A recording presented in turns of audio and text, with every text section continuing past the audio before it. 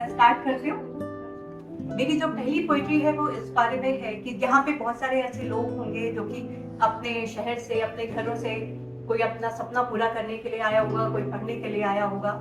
तो मेरी जो शायरी है वो घर के ऊपर है, तो मैं स्टार्ट करती हूँ। वो अपना घर, वो अपना घर, वो अपने घर का आंगन बहुत याद आता है। वो अपना घर, वो अपने घर का आंगन बहुत याद आता है। वो छोटी छोटी खुशियों पे त्योहार मनाना बहुत याद आता है। वो अपना घर और अपने घर का आंगन बहुत याद आता है। वो जरा सी छींक आने पर, वो जरा सी छींक आने पर माँ का पूरा घर सर पे उठाना याद आता है। मेरा वो खाने की मेज पर चिक चिक करना और पापा का प्यार से खिलाना बहुत याद आता है। वो हमें जरा सी चोट लगने पर, वो हमें जरा सी चोट लगने पर माँ की आंखों से वो दर्द आंसू में बह जाना याद आता है। वो नाकामयाब होने पर पापा का हौसला बढ़ाना बहुत याद आता है। वो अपना घर, वो अपने घर का आंगन बहुत याद आता है।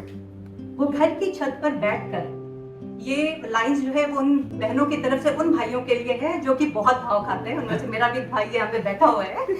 वो घर की छत पर बैठकर भाई से गाना गाने की फरमाइश करना और उसका भाव खाना बहुत याद आता है। और मेरे लिए मेरी बहन का सबसे लड़ जाना बहुत याद आता है।